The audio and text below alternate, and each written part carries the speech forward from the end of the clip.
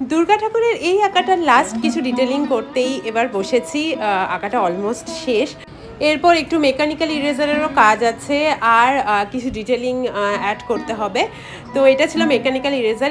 এরপর আমি charcoal powder দিয়ে একদম যেখানে ডিটেলিংয়ের আরও বেশি প্রয়োজন সেখানে আমি একটু ডিটেলিং অ্যাড করছিলাম।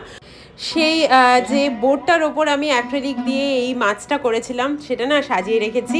অ্যাকচুয়ালি আমরা তো ব্যাংকের অ্যাপার্টমেন্টে থাকি, তাই সাজানোর জায়গা ভীষণই কম। তো যেটুকু জায়গা পাই সেখানেই সাজিয়ে রাখি। আর চুলের কালারটা এখন মোটামুটি এরকম এসছে। আর সন্ধেবেলা আমাদের একটা বিয়ে বাড়ি ছিল, তার জন্য শাড়ি চুজ করছিলাম। আর এদিকে হচ্ছিল মাংস রান্না আর একটু ফুলকপি দিয়ে কিছু তরকারিও করার জন্য প্ল্যান হচ্ছিল। তো গুনতি দিয়ে সব কিছু করছিল। আর তারপর দুপুরের দিকে একটু ডিজিটাল আর্ট নিয়ে বসেছিলাম। এই দেখো এই আঁকাটাই কিন্তু আমি ওই বোর্ডটার উপর করেছিলাম। এতদিনে যে কটা ডিজিটাল আর্ট করেছি তার মধ্যে এই দুটো আমার সব থেকে বেশি পছন্দের। তো চলো নতুন ডিজিটাল আর্ট নিয়ে খুব শিগগিরই আসছি। বাই।